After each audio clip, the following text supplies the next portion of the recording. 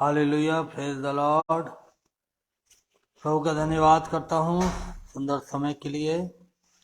परमेश्वर ने एक बार फिर से हमारे जीवन में सुंदर अवसर दिया कि हम परमेश्वर के वचन को लेकर आगरा मसीह मंडली के स्टेज पर आ सके। प्रभु का धन्यवाद हो। Hallelujah, praise the Lord. प्रभु आपकी तारीफ हो, आपकी स्तुति हो, आपका धन्यवाद हो। धन्यवाद धन्यवाद धन्यवाद धन्यवाद धन्यवाद धन्यवाद। स्तुति हो, स्तुति हो, स्तुति हो, आपकी स्तुति हो। Hallelujah hallelujah hallelujah. धन्यवाद धन्यवाद धन्यवाद धन्यवाद धन्यवाद धन्यवाद धन्यवाद यीशु। धन्यवाद धन्यवाद धन्यवाद धन्यवाद। आइए हम लोग आरंभ में गीत गाएंगे और उसके द्वारा प्रभु की आराधना करेंगे।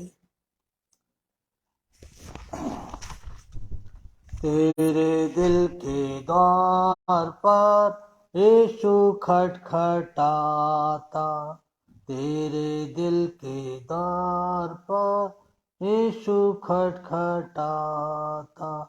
खोलो तुम दरवाजा, हाँ वो है आना चाहता। तेरे दिल के द्वार पर यीशु खटखटाता। बनना चाहता है वो, हाँ हाँ तेरा ही मेहमान आज। बनना चाहता है वो, हाँ हाँ तेरा ही मेहमान आज। तेरे रंजो फीकर वो उठाना चाहता। तेरे दिल के द्वार पर यीशु खटखटाता। खुशी अपनी देता, हाँ हाँ होवे तू जलाली। खुशी अपनी देता, हाँ हाँ होवे तू जलाली। रात दिन तेरे साथ ही वो है रहना चाहता। तेरे दिल के द्वार पर यीशु खटखटाता। नम्र आवाज से बोलता, हाँ हाँ मुँह आवाज से तेरे। नम्र आवाज से बोलता, हाँ हाँ मुँह आवाज से तेरे। छोड़ो बस सलूकी, खोलो दर मैं आता। छोड़ो बस सलूकी, खोलो दर मैं आता। तेरे दिल के द्वार पर यीशु खटखटाता। बेवफा ना हो तो, हाँ हाँ मेरे खून खरीदे। बेवफा ना हो तो, हाँ हाँ मेरे खून खरीदे। कर मेरा इकरार तू, मुझसे क्यों शर्माता। कर मेरा इकरार तू, मुझसे क्यों शर्माता। तेरे दिल के द्वार पर यीशु खटखटाता। यीशु प्यारो कहता, हाँ हाँ कीमती वक्त है जाता। यीशु प्यारो कहता, हाँ हाँ कीमती वक्त है जाता। वक्त गया जो प्यारो वापस फिर नहीं आता। वक्त गया जो प्यारो वापस फिर नहीं आता। तेरे दिल के द्वार पर यीशु खटखटाता। हालेलुया। प्रभु का धन्यवाद देता हूँ एक बार फिर से परमेश्वर के सुंदर दिए हुए अवसर के लिए जो उसने मुझे दिया है। कि मैं आगरा मसीह मंडली के इस पेज पर आकर उसकी आराधना करूं, उसके वचन को प्रचार करूं, तो मैं परमेश्वर का धन्यवाद करता हूं। और साथ ही साथ इस लाइव पेज के संस्थापक प्रभु के दास भाई अनुपम डेविड सर को, जो प्रभु के दास हैं, उनको और उनकी मैम साहब को, बहन शबनम जी को मैं धन्यवाद देता हूं कि उन्होंने एक बार फिर से यह अवसर दिया मुझे कि मैं परमेश्वर के वचन को लेकर आ सकूं। आइए हमारे साथ निकालें एक बार फिर से उत्पत्ति की किताब और उसका 12 अध्याय। उत्पत्ति की पुस्तक उसका 12 अध्याय। और यहाँ पर लिखा हुआ है, यहोवा ने अब्राहम से कहा, अपने देश और अपने कुटुंबियों और अपने पिता के घर को छोड़कर उस देश में चला जा जो मैं तुझे दिखाऊंगा, और मैं तुझसे एक बड़ी जाति बनाऊंगा, और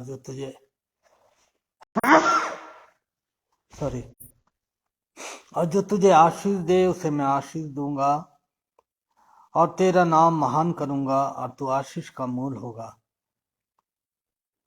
जो तुझे आशीर्वाद दे उन्हें मैं आशीष दूंगा, जो तुझे कोसे उसे मैं श्राप दूंगा, और भूमंडल के सारे कुल तेरे द्वारा आशीष पाएंगे। ये परमेश्वर का जीवित वचन है, उसके पढ़े और सुने जाने पर उसकी आशीष हो। आइए हम प्रार्थना करें। हमारे जीवित और सामर्थी परमेश्वर पिता, हम बड़े धन्यवाद के साथ प्रभु आपके चरणों में आते हैं, आपको धन्यवाद देते हैं पिता, आपके प्रेम, आपकी दया, आपके अनुग्रह के लिए जो मसीह यीशु में हमारे जीवन पर, हमारे परिवार पर और हमारे सारे प्रिय लोगों के ऊपर प्रभु जी बनी रही, इसके लिए हम धन्यवाद देते हैं। और प्यार पिता, इस समय हम प्रार्थना करते हैं कि तू अपने वचन को अपने लोगों के लिए प्रभु आशीष का कारण होने दे प्रभु, ताकि वो आत्मा की सच्चाई से लोगों तक पहुंचने पाए। और प्रभु जी हमें हमारे शब्द, हमारी बातें, हमारा ज्ञान, सब कुछ प्रभु हम बंद करते हैं और प्रार्थना करते हैं प्रभु कि केवल आप ही हमसे बातें करें और हम सबको आशीष दें। यीशु मसीह आपका पवित्र आत्मा हमारी सहायता अगुवाई करने पाए। खुदावंद यीशु मसीह के नाम से दुआ मांगते हैं, आमीन। प्रभु का धन्यवाद करता हूँ एक बार फिर से भाई ओलिवर सिंह का धन्यवाद देता हूँ, प्रेज द लॉर्ड, कि वह हमारे साथ हैं और इस आराधना का हिस्सा हैं। प्रभु आपको बड़ी आशीष दे। जैसा भी यहाँ पर पढ़ा गया, उत्पत्ति की किताब उसका 12 अध्याय। आज हम विचार करेंगे विश्वास के ऊपर। अब्राहम एक ऐसा व्यक्ति था जिसको परमेश्वर ने एक आज्ञा दी, और वह आज्ञा क्या थी कि अपने पिता के घर को छोड़कर उस देश में चला जा जो मैं तुझे दिखाऊंगा। और हम देखते हैं कि अब्राहम ने परमेश्वर के ऊपर विश्वास किया। तो अब्राहम के लिए विश्वास करने का परमेश्वर के ऊपर उसके जीवन में क्या अर्थ रखता था, क्या मायने रखता था कि अब्राहम ने परमेश्वर के ऊपर विश्वास किया, उसका मतलब उसके जीवन में क्या था कि अब्राहम ने परमेश्वर के ऊपर विश्वास किया। हम सब भी परमेश्वर के ऊपर विश्वास रखते हैं, और आज हम सीखेंगे कि अब्राहम के लिए विश्वास करने का क्या अर्थ था। तो पहली बात है कि अब्राहम जो था वो पूर्ण रूप से परमेश्वर पर अपने जीवन और परिवार के लिए, अपने बुलाने वाले के ऊपर उसने भरोसा रखा। ये था उसके बुलाने का, परमेश्वर के ऊपर भरोसा रखने का अर्थ, परमेश्वर के ऊपर विश्वास रखने का अर्थ यही था कि उसने अपने बुलाने वाले को सच्चा माना और उसके ऊपर उसने विश्वास किया, भरोसा किया। यद्यपि वो उस परमेश्वर यहोवा को नहीं जानता था, क्योंकि वो एक ऐसे बैकग्राउंड से आया था जिसका परिवार जो है मूर्ति पूजक था। और हम देखते हैं कि अब्राहम ने परमेश्वर की आज्ञा को सुना, उसको माना और उसने परमेश्वर के ऊपर भरोसा रखा और वो अपने कुल को छोड़कर वहां से जहां परमेश्वर ने आज्ञा दी थी वो निकल पड़ा। और हम देखते हैं कि अब्राहम का जो जीवन था, जो सच्चे परमेश्वर को नहीं जानता था, मूर्ति पूजक था, लेकिन उसने परमेश्वर की बातों के ऊपर भरोसा रखा और वो अपने कुल, अपने परिवार को छोड़कर वहां से निकल पड़ा। यहां पर हम देखते हैं कि अब्राहम जो था उसने अपने जीवन के लिए और अपने परिवार के लिए परमेश्वर के ऊपर भरोसा रखा और उसके ऊपर वो डिपेंड हो गया और वो इस बात के ऊपर भरोसा रखता था कि जिसने मुझे बुलाहट दी है वो मेरे साथ है और मुझे वो कभी नहीं छोड़ेगा। तो क्या ऐसा विश्वास आज मेरे और आपके जीवन में पाया जाता है? क्या हम अपने जीवन के लिए, अपने परिवार के लिए, क्या हम परमेश्वर के ऊपर भरोसा रखते हैं कि वो हमारी अगुवाई, हमारी सहायता उस दम तक करेगा जब तक मैं इस संसार में जीवित हूं? अब्राहम ने इसी तरीके का विश्वास परमेश्वर के ऊपर किया था और वो उसके पीछे निकल पड़ा। अभी उसे पता भी नहीं था कि उसे कहाँ जाना है, क्योंकि परमेश्वर ने अभी कुछ भी नहीं बताया था। बस यही कहा था कि अपने पिता और अपने कुल, अपने घराने को छोड़कर मेरे पीछे हो ले। बस इतनी सी आज्ञा थी अब्राहम के पास और उसने उसी आज्ञा का पालन किया बड़ी विश्वास योग्यता के साथ। तो यहाँ पर हम देखते हैं कि अब्राहम एक ऐसा व्यक्ति था जिसने परमेश्वर के ऊपर भरोसा रखा। बहुत बार मैं और आप जब इस संसार में रहते हैं और जब परमेश्वर हमसे और आपसे कुछ कहता है तो यदि वो कोई कठिन बात बोल देता है तो हमारे और आपके लिए बहुत कठिन हो जाता है उस बात को मानना। अब्राहम एक अच्छे व्यवसायी के परिवार से था, उनका अच्छा व्यवसाय था, वो मूर्तियां बनाया करते थे, मूर्तियां बेचा करते थे। और दूसरी बात, दूसरे और भी उद्योग थे जो वो किया करते थे, उन्हें किसी चीज की कमी नहीं थी। लेकिन जब परमेश्वर की आज्ञा पहुंची अब्राहम के पास तो अब्राहम ने उसको सर्वस्व मान लिया, तुरंत मान लिया और उसके ऊपर उसने भरोसा रखा। आज परमेश्वर चाहता है कि हम और आप भी इसी तरीके का विश्वास परमेश्वर के ऊपर रखें। और दूसरी बात है कि अब्राहम के जीवन में एक अलगाव का जीवन था। उत्पत्ति 12:4 में लिखा हुआ है, यहोवा के इस वचन के अनुसार अब्राहम चला और लूत भी उसके संग चला। जब अब्राहम हारान देश निकला उस समय वह 75 वर्ष का था। यहोवा के इस वचन के अनुसार अब्राहम चला। उसका जो पूरा भरोसा था, पूरा जो विश्वास था, उसकी जो आधारशिला थी वो परमेश्वर का वचन था और वो परमेश्वर के वचन को बड़ी गंभीरता से लेता था और उसके ऊपर भरोसा करता था। और अब्राहम ने न केवल अपने परमेश्वर के ऊपर भरोसा किया, विश्वास किया, बल्कि उसने एक अलगाव का जीवन जिया, क्योंकि परमेश्वर कहता है कि अपने देश, अपने लोग, अपने पिता के घर से निकल जा। और यहाँ पर हमें एक अलगाव दिखाई देता है। किस चीज से?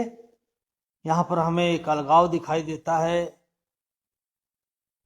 अपने परिवार से, अपने लोगों से, और केवल परमेश्वर में ही हमें अब्राहम का विश्वास नजर आता है। परमेश्वर चाहता है कि हम और आप भी ऐसा ही विश्वास करें परमेश्वर के ऊपर कि जो कुछ परमेश्वर कहता है हम उसको शब्द ब शब्द माने, और तब हमारा परमेश्वर हमको आशीष देता है। दूसरी बात, परमेश्वर की आज्ञाकारिता में चलना, एक आज्ञाकारिता के जीवन में चलना, अब्राहम का विश्वास उसकी आज्ञाकारिता को नजर आती है। अब्राहम आज्ञा पालन करके बड़े विश्वास से आगे बढ़ा और उसने एक अनजाने देश को वो निकल गया जिसके बारे में वो जानता नहीं था। हो सकता है कोई बात ऐसी परमेश्वर हमसे और आपसे भी कर दे जिसके बारे में हमें मालूम नहीं है, तो उस बात का पीछा करना हमारे लिए बहुत ज्यादा क्या हो जाएगा, कठिन हो जाएगा। लेकिन अब्राहम जो था उसने एक अलगाव का जीवन जिया। वो अपने परिवार से, अपने कुटुंब से अलग हो गया और एक अलगाव का जीवन जिया। इसी तरह से प्रभु यीशु मसीह चाहते हैं कि जब हम और आप को खुदावंद यीशु मसीह ने बुलाया है तो हम और आप भी एक अलगाव का जीवन जिएं, क्योंकि वो कहता है ना तो तुम संसार से और न संसार की वस्तुओं से प्रेम रखो। लेकिन बहुधा देखा गया है कि हम जो मसीही लोग हैं वो सबसे ज्यादा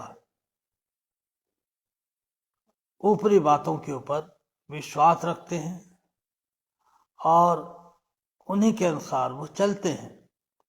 लेकिन परमेश्वर चाहता है कि हम एक अलगाव का जीवन जिए। अब्राहम अपने घर से, अपने कुटुंब को छोड़कर निकला था। इसी तरह परमेश्वर अपने लोगों से चाहता है कि उसके जो लोग हैं वे भी एक अलगाव का जीवन जिए, क्योंकि अब जो मसीह यीशु में है वो एक क्या है, नई सृष्टि है। अब उनका संसार से कोई लेना देना नहीं है, संसार की बातों से कोई लेना देना नहीं है, और इसलिए परमेश्वर हमारी अगुवाई करता है और हमें चिताता है, बताता है। हम जो इतने बड़े कॉलेज के, इतने बड़े स्कूल के कभी कभी हम मालिक बन जाते हैं, तो परमेश्वर चाहता है कि हम उस स्कूल का, उस घर का क्या करें, इंतजाम अच्छी तरह से करें। और दूसरी बात, अब्राहम ने न केवल परमेश्वर के ऊपर भरोसा किया, उसने एक अलगाव का जीवन जिया, पर परमेश्वर की आज्ञा को भी उसने माना। एक आज्ञाकारिता के जीवन में वो चला। अब्राहम का विश्वास उसकी आज्ञाकारिता में नजर आता है। किस तरह से कि उसने अपने पिता के घर को भी छोड़ दिया। उसकी आज्ञाकारिता में एक समर्पण था, और ऐसा ही समर्पण आज परमेश्वर अपने लोगों से चाहता है कि हमारे अंदर भी वैसा ही समर्पण हो जैसा अब्राहम के अंदर था, ताकि हम भी विश्वास के एक नायक बन सके। और अंतिम बात, एक धार्मिकता के जीवन को जीना। अब्राहम जो है वो जब से उसने परमेश्वर को जाना तब से वो एक ईमानदारी से धार्मिकता के जीवन को जीने का प्रयास करने लगा। वो बड़ी ईमानदारी से उस धार्मिकता के जीवन को जीने का प्रयास करने लगा। अब्राहम धन्यवादी बना रहा, उसने वेदी बनाई, बलिदान चढ़ाए, और बाइबल बताती है कि प्रार्थना में लवलीन रहा और परमेश्वर के भय में वो चलता रहा। उत्पत्ति 22:12 में बताती है कि अब्राहम परमेश्वर के भय में चलता रहा। आज परमेश्वर हमसे और आपसे भी यही चाहता है कि हम भी जब इस बात को कहते हैं कि परमेश्वर के ऊपर भरोसा रखो, तो हमारे जीवन में विश्वास का क्या महत्व है, क्या अर्थ है, हम किस तरह से विश्वास को देखते हैं। क्या अब्राहम की तरह उस पर भरोसा रखकर हम विश्वास रखते हैं, क्या हम एक अलगाव का जीवन जी रहे हैं? ऐसा तो नहीं कि हम संसार से भी और परमेश्वर से भी मेल किए हुए हैं। परमेश्वर कहता है कि मैं जलन रखने वाला परमेश्वर हूं, और वो चाहता है कि हम उस परमेश्वर को ही प्रेम करें जिसने हमें बनाया है, जिसने हमें बुलाया है, और हम एक अलगाव का जीवन जिए, एक पवित्र जीवन जिए। अब्राहम के समय में ऐसा नहीं था कि अब्राहम किसी ऐसी परीक्षा में नहीं पड़ा। आप कह सकते हैं कि अरे आजकल तो उस समय से कहीं ज्यादा परीक्षा थी। आज की परीक्षा लोगों को शायद बड़ी लग सकती है, क्योंकि वो कहते हैं कि आज इंटरनेट है, सब कुछ है, हम खुलेआम उसे देख सकते हैं।